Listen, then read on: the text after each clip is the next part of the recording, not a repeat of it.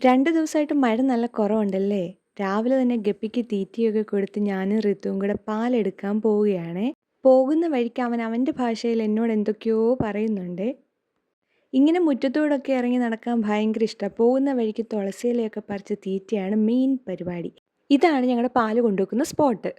തോട്ടിലോട്ട് നോക്കല്ലെന്ന് പറഞ്ഞതിന് നോ നോന്ന് പറഞ്ഞിട്ട് എന്നെ വിരട്ടിക്കൊണ്ടുള്ള നിപ്പാണത്. വീട്ടിൽ കയറി വരാൻ കൂട്ടാക്കാതെ പോന്ന പോക്കാണത്. പിന്നെ ഒരു കണക്കിന് ഞാൻ പാട്ടൊക്കെ വെച്ച് തരാമെന്നും പറഞ്ഞ് കൊണ്ടുവന്നയാ. പോകുന്ന വഴിക്കൊക്കെ തിരിഞ്ഞു നോക്കുന്നുണ്ട് ഞാൻ പുറകെ വരുന്നുണ്ടോന്ന്.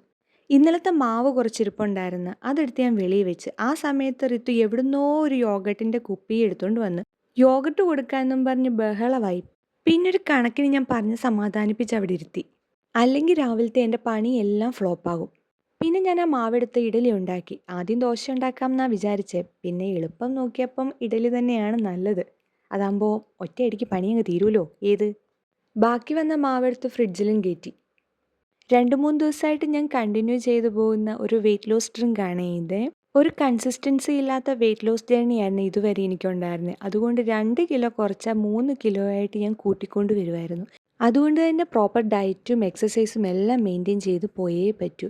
ഫുഡ് സ്കിപ്പ് ചെയ്യലായിരുന്നു എൻ്റെ മെയിൻ പരിപാടി. പക്ഷേ അതുകൊണ്ട് കാര്യമില്ല. പ്രോപ്പർ എക്സസൈസ് ചെയ്തിട്ടേ കാര്യമുള്ളൂ എന്ന് മനസ്സിലാക്കിയാൽ ഞാനിപ്പോൾ സൈക്ലിംഗ് ഒക്കെ ചെയ്തു തുടങ്ങിയിട്ടുണ്ട്. എന്തൊക്കെ പ്രഹസനങ്ങളാണല്ലേ! അപ്പോഴേക്ക് ഇഡലി റെഡിയായി. അതിൽ നിന്ന് ഒരെണ്ണം എടുത്ത് റിത്തുവിന് മുറിച്ചു കൊടുത്തു. കുറച്ച് പഞ്ചസാര ഇട്ടിട്ടുണ്ടേ, അല്ലെങ്കിൽ ആൾ കഴിക്കത്തില്ല. ചൂടായതിൻ്റെ എക്സ്പ്രഷനാണ് ഈ കാണുന്നത്. അത്രയ്ക്ക് ചൂടൊന്നുമില്ല, പിന്നെ എന്നാലും ഒരു രസം.